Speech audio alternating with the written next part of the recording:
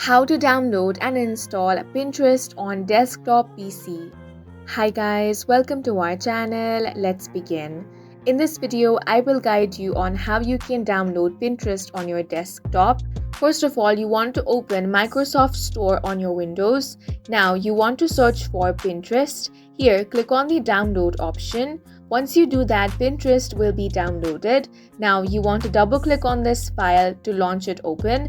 Now, complete the installation process. If Pinterest is not available in the store, then you want to open up a new tab. Here, head over to pinterest.com. Now, you want to click on these three dots at the top right corner. Then click on Cast, Save and Share option. Here, click on the Install option. Click on Install on this pop-up.